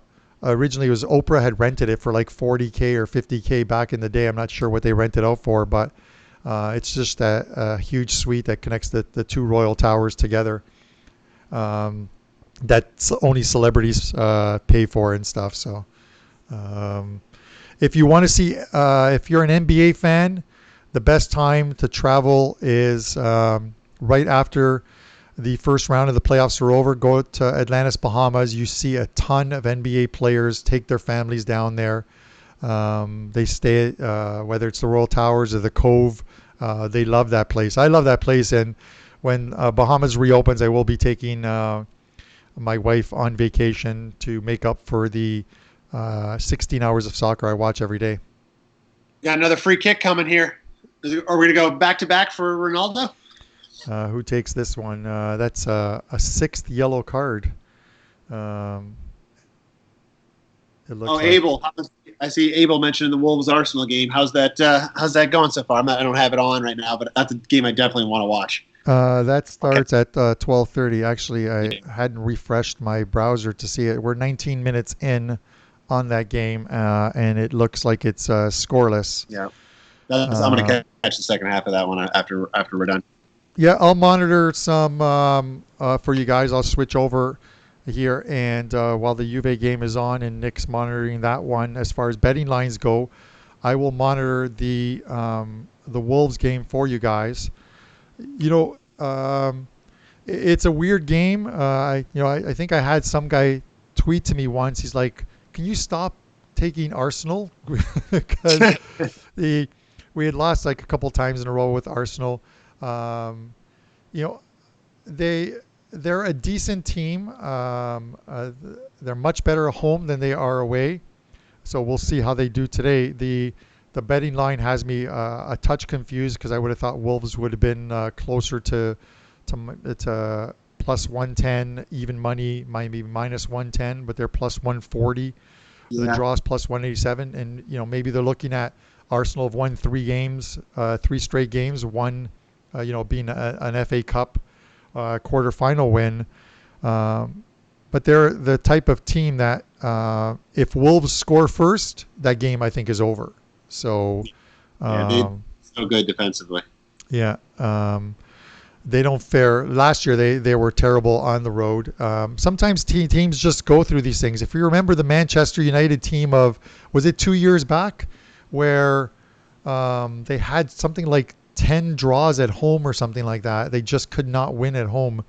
If someone could look that up, I believe it was a couple of years ago, where they just could not win at home. A ton of draws. That was during I believe the Mourinho years. It eventually led to his downfall. I see the odds have come off on the board. Is it for a yellow card here, or a foul in the box or outside the box? It's not another penalty, is it? Doesn't look. They haven't signaled that. I don't think so. Somebody's injured though. All right. A little bit of silence from me, but someone down in the box looks like it looks like a water break coming up. Okay. Yeah. Okay. Yeah, I saw a picture of De Ligt, and we mentioned the yellow card before. It's worth noting that was that he's going to miss his next match too. He just hit the 5 cards, so that he'll miss that next match with De Ligt. So might be a good time. I know that in watching like one of the press conferences with Sarri on Thursday or Friday, I think he said that Chiellini is, he's pretty much finished his rehab training and like full training with the side, and should be ready to go. He wouldn't be ready for this game. So, and he's not in the start. He's not on the bench, I don't believe. But he could be in the lineup replacing De Ligt. So we could see them there. And that old pairing again, the familiar pairing of Bonucci and Chiellini. Yeah, it's a tough stretch you got coming up there, Carm. Milan, Atalanta, Lazio, 3 of the next 4 games. Man, whew, that's going to be a tough one to get through.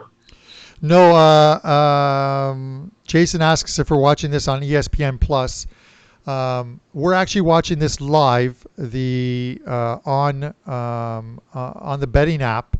It's actually in real time on the betting app. The ESPN one is on delay. If you wonder why we're on delay, from when we record through Skype and it gets broadcast onto YouTube, it creates about a 30-second delay or so.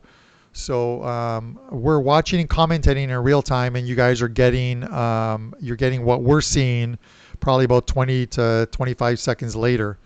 So yeah, and ESPN Plus is not up here in Canada anyways. This would be shown on TLN or Rai International up here.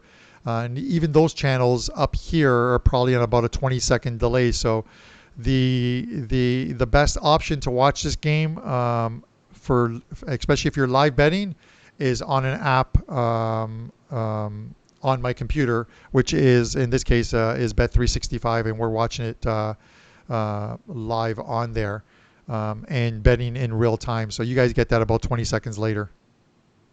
Yeah, I had ESPN Plus for a while, just for soccer. I wasn't really watching anything else in there, but they have Serie A, but they didn't have a lot of anything else. So it was like I got frustrated because every game I wanted to watch, I couldn't watch. So it's another one where you just got to find a streaming service out there that's going to work for you. Or like you just said, I have Bet365 in New Jersey, luckily. So it's a great app for being able to watch most of these games, and then in the same screen, watch the game, and then one mouse click away, you can bet on whatever you want to. So it's nice to have that feature. Yeah, and I subscribe to a service, and they don't take. You can't just like go to the website, log in, or sign up, pay for it, and register.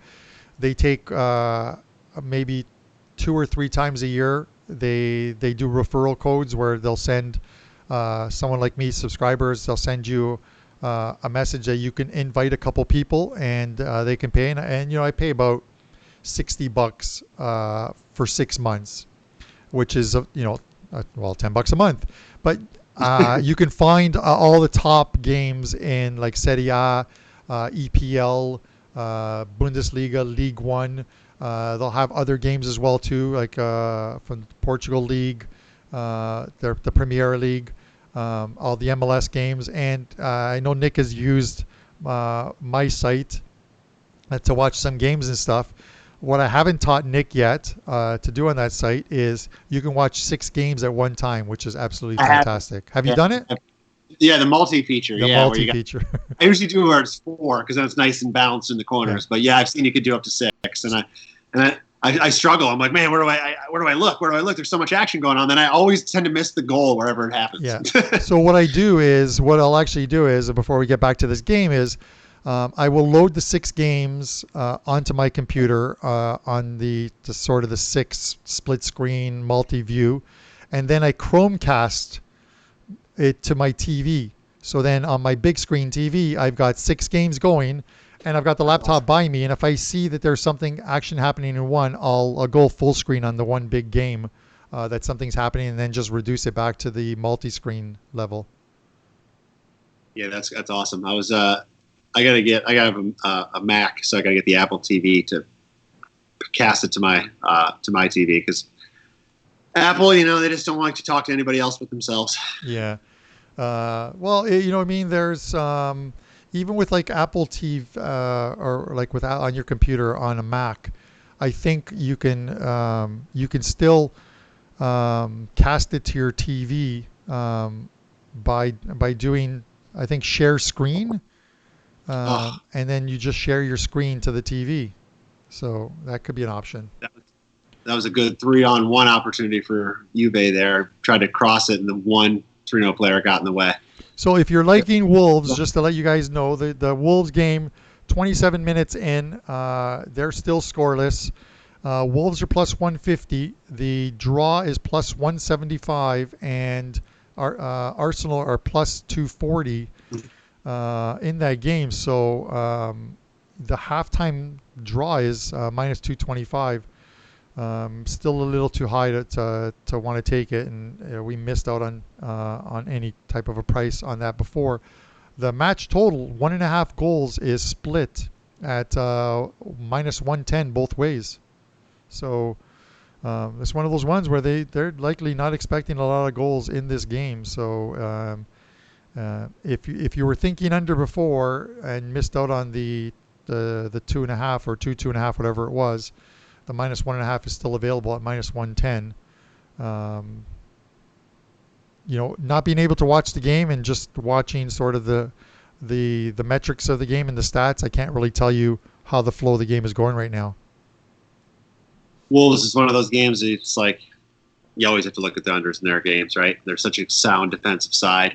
And when they get a lead, they just know how to hang on to it and just kill you right there on 1-0. So they're a hard team to bet the overs. Of course, if they don't get the first goal, then you have a chance. But if they do, it's really, really hard. I think we're starting to see the substitutions for Juve. I'm not sure if they made 1 or 2. It looks like they only made 1. So they're getting Higuain in. I think this might be his first appearance, maybe first or second appearance since the restart after the pandemic break. So he replaces Dybala in the game. That was the third. That was the last one for him, Carm. So the lineup we see on the field is the lineup that will see out the game for these guys. Yeah, it looks like so. Any questions for both of us? There have been chances. Both of them have been Arsenal. So I'll probably watch some of that Arsenal game once we're done with this game, and it looks like we have 10 minutes left in this game, and then that's it. So we're still looking. Other than that, we'd be looking good at that exact score if it wasn't for that damn penalty. But I wouldn't mind another Juve goal here. We do have Juve to win the second half, so that would look good for us. And we do have over 4.5 goals So another goal and a 4-1 final would probably serve us well. Yep, that's all we're waiting for at this point. And they're still coming. They got a decent chance. Not a good shot, but they've had a couple opportunities a couple times. They've gotten out on the break. Just haven't come to anything yet. So I think there'll be a couple more chances they'll have here. Yeah, AYO Faisal asks us if we would take over 3.5 in the Sassuolo game. We did talk about that earlier, and I do see goals in that game. So yes, short answer, yes, I would take over 3.5 in that game. It's not one of my client plays today, but it's a game that I will likely put on my betting card shortly once we go off air. Yeah, we talked about that before. You're right. It was a game that was at 3 yesterday, definitely the day before. I don't know. I wasn't watching the exact movement on it, so the money has been coming in on that overside. Lecce is just a terrible defensive side. Yeah, it's surprising. Yesterday, sometimes when a line seems a little off, you sort of wonder. And one of my games yesterday, and I was talking to a friend of mine about this before them. I had 4 games yesterday, and not to sort of toot my own horn, but I did go 4-0 yesterday. But 3 of them were Serie B games, and I said I would on last week's show that I would be paying a little more attention to Serie B games as we got into the final stretch run, because there are some spots. Well, yesterday was one of them. The top 2 teams in the league. Benevento is by far, they're heading to Serie A next season. They've got I think 82 points, runaway Serie B champions, and they were playing at Crotone yesterday, and Crotone was a very small favorite. They're 20 points back in second place, and it just that offered way too much value to that I had to fade the Serie B champions in that spot, and Crotone I think beat them 3-0 in that game. And then one of the odd ones, which I think, Nick, you messaged me about, was one of my teams, I think, my God, I always pronounce them wrong, Salernitana, scored 2 goals to win the game down a man. Yep. So, yeah, I said, how did you? My exact text was, "Hey, how did you win this game?" Yeah. It's those odd things that sometimes happen, but hopefully sort of that continues moving forward. So it looks like in looking at some of the final results, Betis looks like they scored in the second half to draw with Celta Vigo. This Wolves game, 33 minutes in, is still knotted at 0-0, and we're looking for one final goal in this game. But I think absent of some type of defensive error or something, this looks like it could be heading to a 3-1 final, which would give us the Juve -1.5, which we have both given out to our clients. Yeah, of course we both are greedy and want that one more goal, obviously on the Juve side, to catch that second half over. The way it would end right now would still be fine too. Cash in the -1.5 and cash in half of our bet on the -0.75 for the second half. So we would take that. But do we ask? Are we greedy? Do we ask for one more? I guess we should. Yeah, being greedy would be, can we get one more Juve goal via a penalty? Yeah. We have that. we have a few small bucks. These prop ones like the penalty, the yellow cards. Those are obviously smaller wagers. We always talk about WagerTalk is 2%, 3%, 4%, 5%. Proper bankroll management. So if you run into a short losing streak, your bankroll can sustain those ones, and and obviously your bets increase as your bankroll increases when we're winning. And by increase, obviously what I mean is you're not going more than 5%, but your 5% wager of a bigger bankroll is a bigger bet as well too. So just practice those. The prop bets, just make them like half a unit or something to have some fun. Well, Nick, ask and you shall receive. It looks like we've got a Juve goal. I'm just Looks like, like an own, and it's an own goal, so it's not going to be an offside. oh, We've got an own goal, 4-1 Juve. Gotta love it. That locks in our over 4.5. I'm gonna send this guy a case of light beer. See if you can find out what his name is. So who, I'll who send him some. who was calling 4-1 before? Yeah, a couple of you guys called 4-1 in the chat. So good job, boys. We'll take that. That was probably a Uh, out too. One Time Sports said it. I wonder what that line was. That's a unusual correct score for a Juve game. So it was probably a decent payout. Hey, let me tell you, that Torino, that defender, that was a nice finish for an own goal. So kudos to him. That's a nice finish. No, we shouldn't have a VAR review because it's an own goal. So we're good to go 4-1. And it's looking like, other than that penalty, um, we're looking like it's going to be another profitable day for us here. So This one will be better than the first one. I'm glad we laid off that first 10, 15 minutes. I was questioning and I wanted to hit that Torino one. And then, of course, we got the quick goal from Juve right after that. But I'm glad then after that we were still looking at Torino over 1.5. It just made sense at that point to pass on it. So I'm glad we did pass on that one. yeah, guys, tomorrow at WagerTalk, if you head over to WagerTalk.com, head over to Nick's page. He has a 5% play up for tomorrow. These plays, I still have one up for today, but head over. You can pick up Nick's for $12. You can pick up mine that goes this afternoon for $12. These are usually priced at $40. We both have those specials you see on the screen. MLS 54 games in a 1 month period as they play a tournament style, like a World Cup style tournament. The group stage games count towards the standings, so you know that these guys are going to be playing their full squads. It's not an exhibition type tournament. The knockout stage games right up to the final do not count towards the standings, but at that point, these guys are in full gear, and you've got these teams probably playing at their best.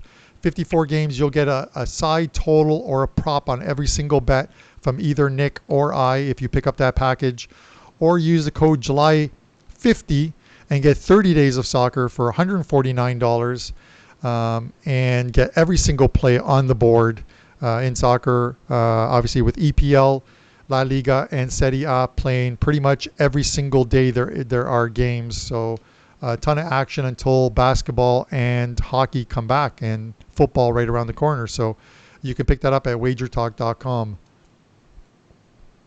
Yeah, you have your. I got the first two matches loaded on my package. I believe you have those loaded already for yours, correct? Yep. We haven't compared our plays on those yet, but that's nice. I'll do that after the show. we'll do that after the show. But yeah, no. Listen, there's some interesting games on tap as we sort of wind down. I think Nick and I both said that. I'm gonna take a very small play, probably like a 2% play for myself on AC Milan getting a quarter goal. I just Lazio are a very talented team. I just don't know how they play with some of their players missing, and obviously 29 goals and 8 assists out of the lineup with Immobile is a lot of goals to lose from that lineup. Nick mentioned Granada. They play this afternoon in La Liga action. That game goes at 4 o'clock. And Nick, are they plus a quarter goal? No, they're dead even on the pick'em line. And then I don't believe either Nick and I have this game. Nick, you can just shake your head vehemently if you do not want to discuss this game. But at 4:15, the one team that has haunted me this season and since the restart is Benfica, and they play against Boavista.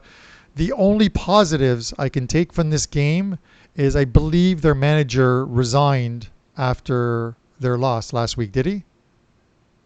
Yeah, I believe that to be the case. No, I do not have anything on this game either.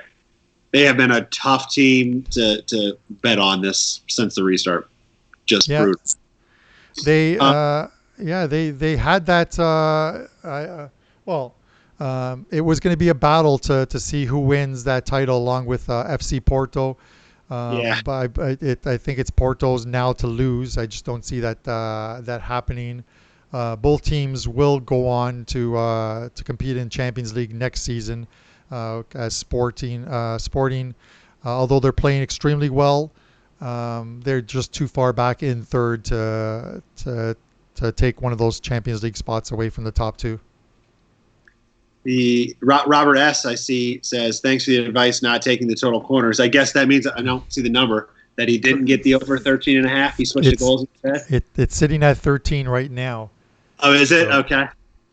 So, oddly enough, that as I told you, the multi corners, which was at 32.5, is you derive that number by if you're betting over under by taking the total corners in the first half and multiplying it by total corners in the second half. So you had 8 in the first, 5 in the second. So the multi corner is 40 is the number right now, and if you took over 32.5, you won that multi corner bet. But that's just too much math in the morning for me. That's true. I was looking at Abel's. He got a 5-team rah-rah. So Brighton, over, Leicester, over, and draw on Wolves. Wow, to end that one out. That's a bold one. Well, let's hope you can get the draw on that Wolves game. And I did talk about that while you were monitoring the games. I'm just going to go back to get in on that one. But the 1.5 over 1.5 under 1.5 was minus 110.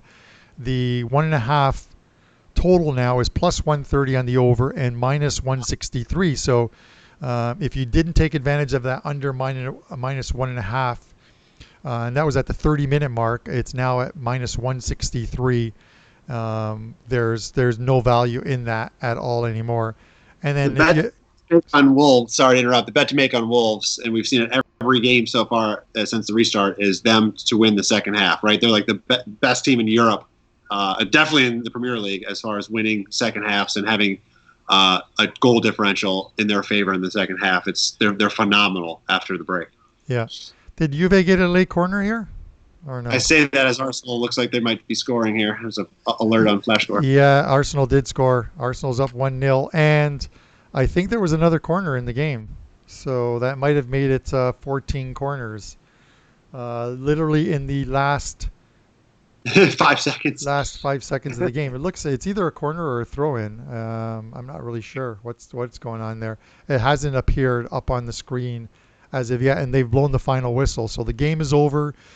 Juve are 4-1 winners. We cashed the Juve minus 1.5 both on the show and for our clients. We cashed the second half over 4.5 and the Juve minus 3/4 of a goal in the second half. So those were some of our bigger plays. So, and we cashed the Juve halftime full-time, Nick. So kudos to you on getting me some winning wagers over here as well, too, my friend. Absolutely. That was fun. Glad we were able to win some good money this week. I felt like the game from the kick went the way we thought it was versus last week. United was a little slower to start. Still won at the end, and that's why we always want to take advantage of lives. But this one worked from the beginning, and then we even made a little bit more as it went on. So I had fun. That was an awesome game to watch. Yeah, I'm actually surprised that Arsenal scored. I did say the line looked a little weird, but not so much the fact that, and it was the youngster Saka who scored, not so much that Arsenal scored, but they normally don't score a lot of first half goals. Last season, many of their goals came. Last year, they were either tied or down at halftime in a majority of their games and got a lot of second half goals. So looking towards next week, guys, we'll figure something out. Really appreciate everyone tuning in from the get-go here. Nick and I really enjoy this. We're going to get Pavlos in on one of these soon as well, too. I'll throw it to Nick as far as choosing what game he wants to do next week. I don't care what time it is. You pick the game.